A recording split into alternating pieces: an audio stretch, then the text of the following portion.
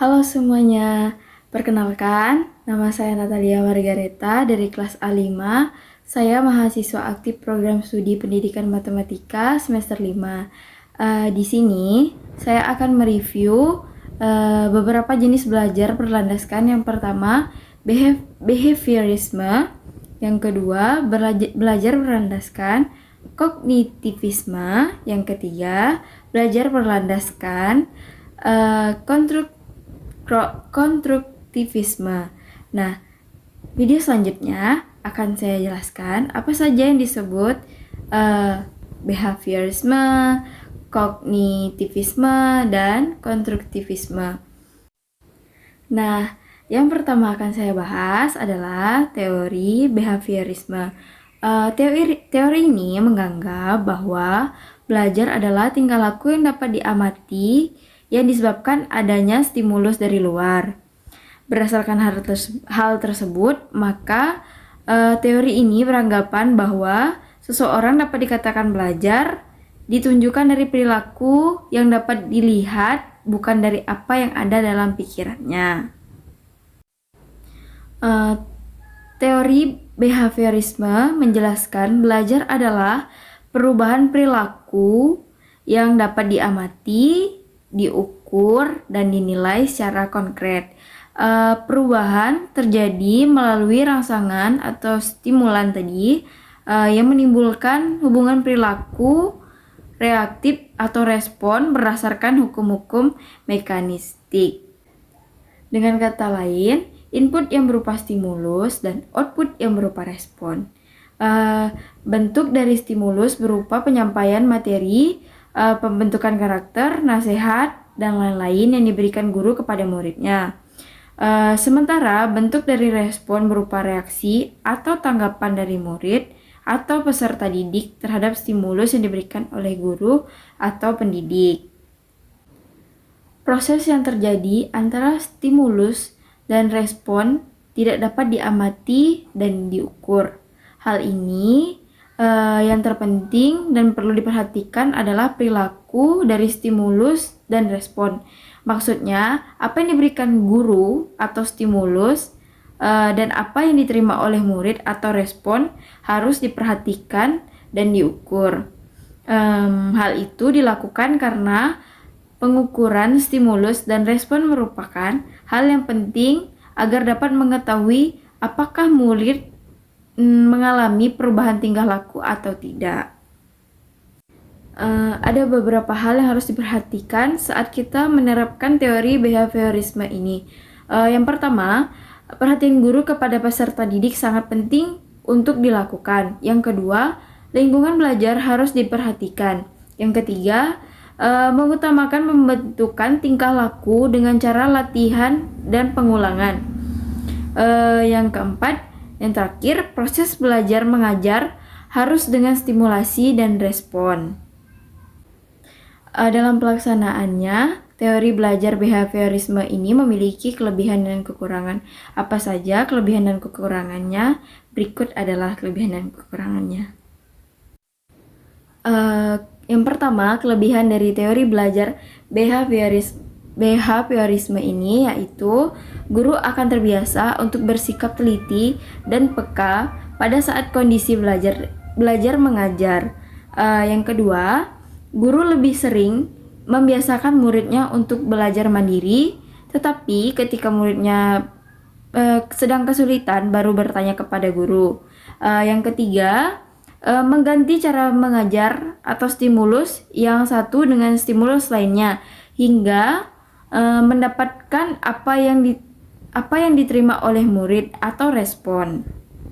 Yang keempat yaitu dengan teori belajar ini sangat cocok untuk mendapatkan kemampuan yang mengandung unsur-unsur kecepatan, spontanitas, dan daya tahan. Dan yang kelima, yang terakhir ini biasa membentuk perilaku yang diinginkan. Dengan kata lain, perilaku yang berdampak baik bagi murid diberi perhatian lebih, dan perilaku yang kurang sesuai dengan murid perhatiannya dikurangi. di balik kelebihan pasti ada dong kekurangan. Yang pertama ini kekurangannya, tidak semua pelajar dapat memakai teori belajar behaviorisme ini. Yang kedua, guru harus menyusun bahan pelajaran dalam bentuk yang sudah siap.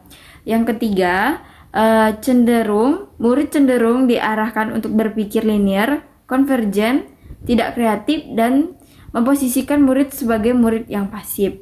Yang keempat yaitu proses belajar mengajar, murid hanya mendengar dan menghafal yang didengarkan. Yang kelima yaitu yang terakhir, murid membutuhkan motivasi dari luar dan sangat bergantung pada gurunya. Selanjutnya, teori belajar kognitivisme. Teori ini memiliki perspektif bahwa para peserta didik memproses informasi dan pelajaran melalui upayanya mengorganisir, menyimpan, dan kemudian menemukan hubungan antara pengetahuan yang baru dengan pengetahuan yang telah ada. Model ini menekankan pada bagaimana informasi diproses. Menurut teori kognitivisme, belajar adalah perubahan persepsi dan pemahaman. Perubahan persepsi dan pemahaman tidak selalu berbentuk perubahan tingkah laku yang bisa diamati. Hal ini berlawanan dengan teori behaviorisme. Asumsi dasar dari teori ini adalah setiap orang telah mempunyai pengalaman dan pengetahuan dalam dirinya. Pengalaman dan pengetahuan ini tertata dalam bentuk struktur kognitif. Tetapi ada beberapa hal yang harus diperhatikan saat kita menerapkan teori kognitivisme ini. Yang pertama, pembuatan materi pembelajaran harus disusun dengan pola atau logika sederhana dan kompleks. Yang kedua, siswa bukanlah orang dewasa yang sudah mengerti dan mudah dalam berpikir. Oleh karena itu, guru harus memberikan pengarahan sesuai dengan usia murid atau peserta didik. Yang ketiga, setiap kegiatan pembelajaran harus memiliki makna. Yang keempat, agar keberhasilan murid tercapai, maka guru perlu mengamati perbedaan yang ada di setiap muridnya. Kelebihan dari teori belajar kognitivisme ini yaitu yang pertama, memudahkan siswa untuk memahami materi belajar. Yang kedua, siswa menjadi mandiri dan lebih kreatif. Di balik kelebihan pasti ada kekurangan kan sebelumnya. Jadi kekurangan teori ini, yang pertama itu teori ini belum bisa digunakan pada semua tingkat pendidikan. Yang kedua, pada pendidikan tingkat lanjut, teori ini susah untuk diterapkan. Nah, ini adalah teori yang terakhir yang akan kita bahas, yaitu teori yang ketiga, teori konstruktivisme. Berdasarkan asalnya, teori konstruktivisme bukan bagian dari teori pendidikan. Sebenarnya, teori ini bersumber dari ilmu filsafat, terutama filsafat ilmu. Dalam ilmu filsafat ilmu, hal yang dibahas atau dijelaskan dalam teori ini adalah bagaimana proses terbentuknya pengetahuan manusia. Menurut teori ini, pembentukan pengetahuan yang terjadi pada manusia berasal dari pengalaman-pengalaman yang telah dilewatinya. Dalam perkembangannya, teori belajar konstruktivisme ini menerima pengaruh dari ilmu psikolog, khususnya psikolog kognitif Piaget,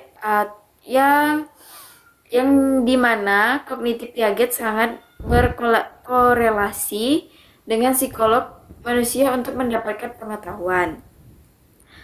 Jadi bisa dikatakan bahwa belajar adalah suatu proses yang dilakukan oleh murid atau peserta didik dalam membangun pengetahuan. Konstruksi berarti membangun. Jadi, teori belajar konstruktivisme adalah suatu usaha yang dilakukan untuk membangun tata hidup yang lebih berbudaya modern. Teori ini teori belajar ini berlandaskan pembelajaran konseptual. Dengan kata lain, manusia membangun pengetahuan sedikit demi sedikit yang hasilnya disebarkan melalui konteks yang terbatas dalam waktu yang direncanakan. Teori ini menekankan seseorang yang belajar memiliki tujuan untuk menemukan bakatnya, menambah pengetahuan atau teknologi, menambah pengetahuan yang dimilikinya, dan lain-lain yang dibutuhkan untuk mengembangkan dirinya sendiri. Pengalaman demi pengalaman yang telah dilewati manusia, maka akan memiliki hidup yang lebih dinamis dan pengetahuan akan bertambah. Dalam konteks kegiatan pembelajaran antara murid dan siswanya, teori belajar konstruktivisme membebaskan peserta didik untuk membimbing sendiri pengetahuan yang dimiliki berdasarkan pengalaman, tetapi masih dalam pengawasan pendidik. Menurut teori konstruktivisme, belajar lebih mudah dipahami oleh manusia karena manusia membangun dan mengembangkan pengetahuan berdasarkan pengalaman-pengalaman yang telah dilewati. Dengan hal ini juga manusia menjadi lebih dinamis. Tetapi, walaupun manusia belajar dari pengalaman-pengalaman yang sudah dilewatinya, ada beberapa hal juga yang harus kita perhatikan dalam menerapkan teori konstruktivisme ini. Yang pertama itu, saat mengajar, sebaiknya memberikan kesempatan kepada murid agar dapat mengeluarkan pendapatnya dengan bahasa sendiri. Yang kedua, diberikan waktu atau kesempatan untuk menceritakan pengalamannya agar menjadi murid yang lebih kreatif dan imajinatif. Yang ketiga, lingkungan belajar mengajar harus kondusif agar murid bisa belajar dengan maksimal. Yang keempat, yang terakhir, murid diberi kesempatan untuk membuat gagasan atau ide yang baru. Kelebihan teori belajar konstruktivisme ini yaitu yang pertama, dalam proses belajar mengajar, guru dapat mengajarkan para murid untuk mengeluarkan ide-idenya atau gagasannya dan melatih agar bisa mengambil keputusan. Yang kedua, semua murid bisa mengingat pelajaran yang sudah diajarkan karena mengikuti proses belajar mengajar secara langsung dan aktif. Yang ketiga, pengulangan pelajaran yang dilakukan secara berulang akan membuat murid lebih mudah berinteraksi dan yakin bisa memahami pelajarannya. Yang keempat, ketika proses belajar mengajar, murid akan lebih mudah beradaptasi dengan lingkungannya dan mendapatkan pengetahuan baru. Misalnya, berinteraksi dengan teman-temannya dan guru. Yang kelima dan ini yang terakhir, kelebihannya, pengetahuan yang diterima oleh murid akan mudah diterapkan dalam kehidupannya. Kekurangan dari teori belajar konstruktivisme, yang pertama itu adalah teori ini lebih susah untuk dimengerti karena ruang lingkupnya lebih luas. Yang kedua, tugas guru menjadi tidak maksimal karena murid diberi kebebasan lebih banyak. Tetapi ya tadi di balik kelebihan pasti ada kekurangan, makanya walaupun dia murid disuruh belajar lebih luas, terkadang agak susah diterima oleh murid itu sendiri. Sekian penjelasan singkat saya tentang teori behaviorisme, kognitivisme, dan yang terakhir konstruktivisme. Sekian dari saya, terima kasih. Bye-bye.